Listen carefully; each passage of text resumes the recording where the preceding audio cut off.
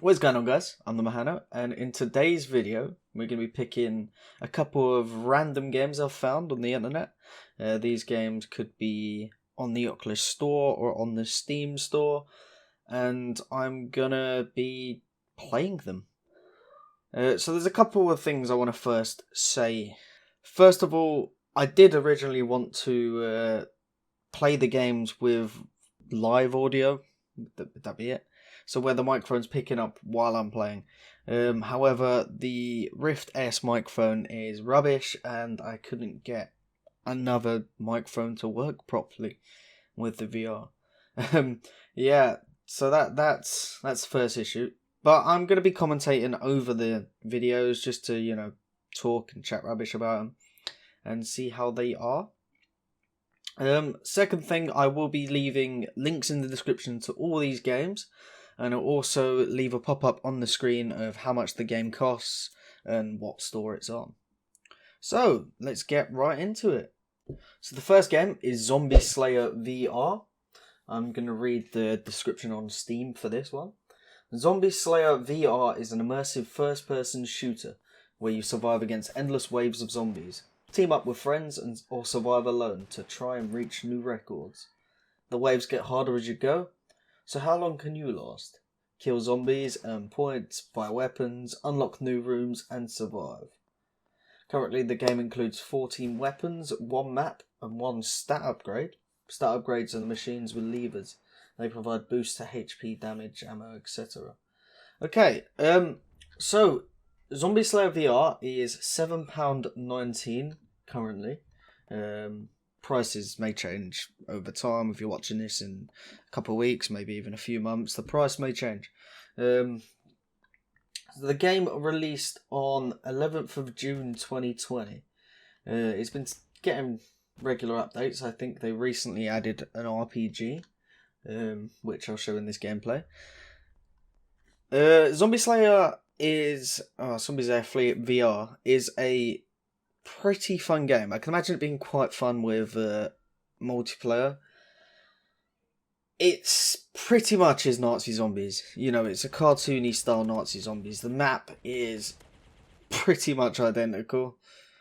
It's very, very similar to the original Nazi zombie maps from, I think it's COD. Was it COD 4? COD World of War, where they first introduced Nazi zombies. So it's very similar to the first Nazi zombie map. So a couple of things I can say about this game is, firstly, the game you start off with pretty much every weapon in the game. You do have limited ammo, but the fact that you start off with every weapon in the game, I'm not too fond of. It's still quite fun. The game, it still needs a lot of work. It's still in development, but it's a good start. It's you get a variety of weapons from miniguns to like a lever action rifle, sniper rifle, stuff like that.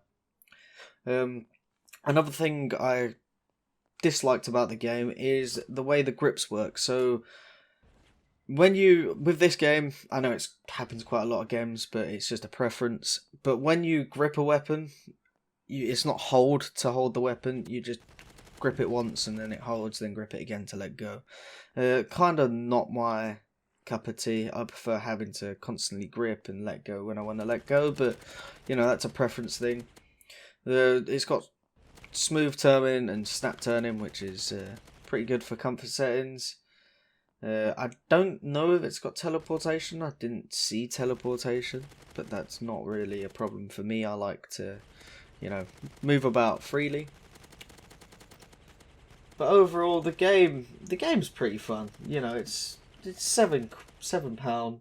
If you want something that you can just jump on and have a bit of a laugh, see how far you can get, maybe even jump on with your friends, not too bad, I guess.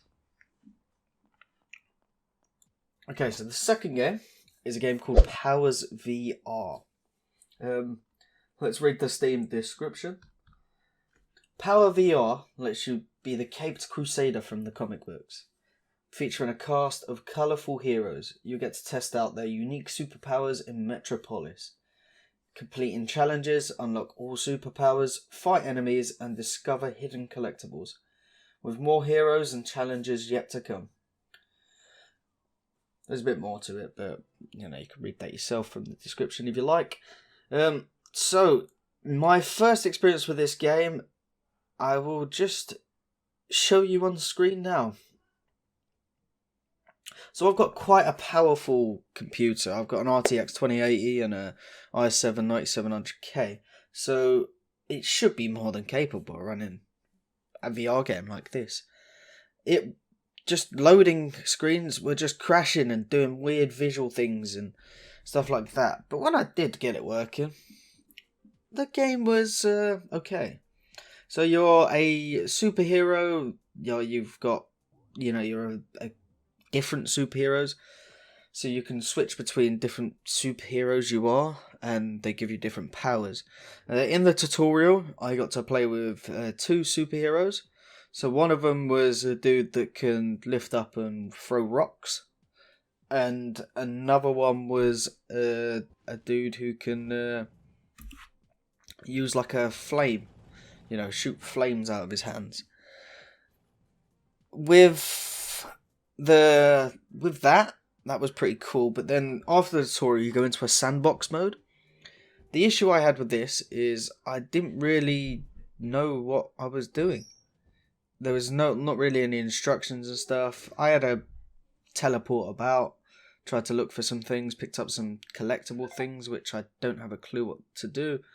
And you only have access to the throwing rocks dude. You have no access to the flame dude or any other characters. I think you might have to find them, but I don't think there's any indication or anything that shows you where to find them.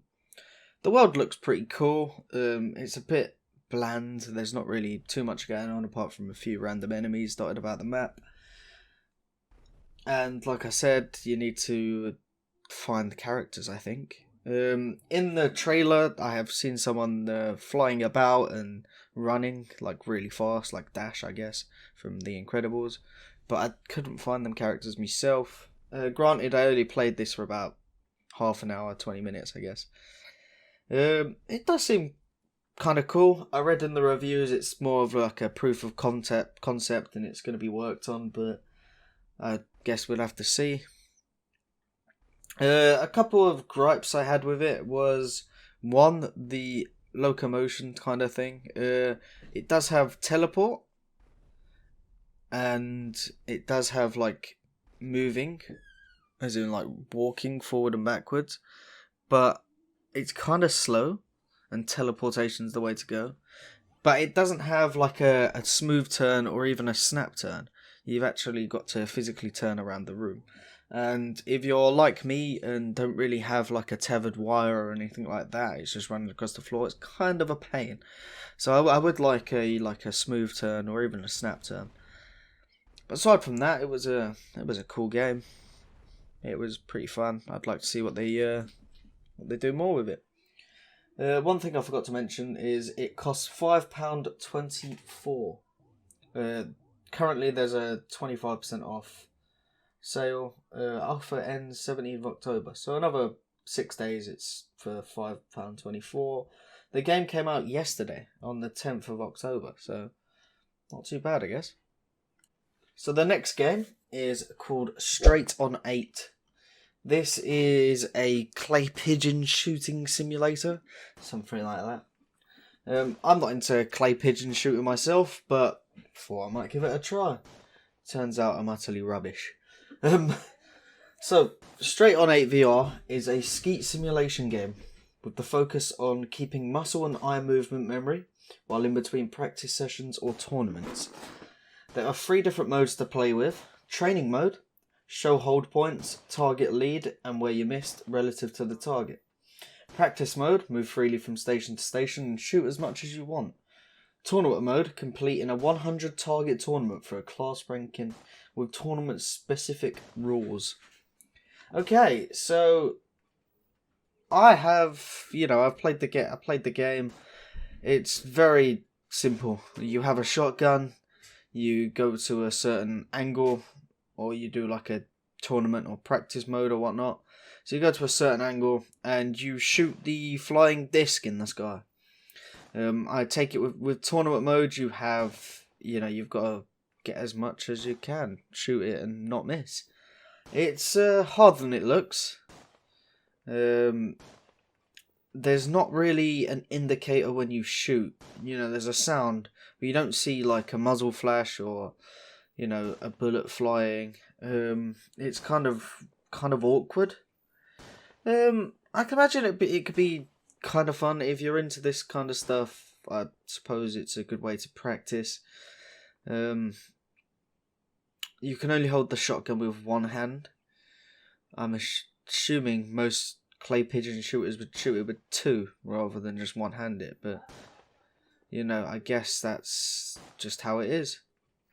So this game is £1.69 on Steam. So it's super cheap. If you're into pigeon shooting, maybe go grab it. So the fourth and final game is Propagation VR. So this game is actually pretty cool. It's a zombie shooting arcadey type game, but it's pretty scary.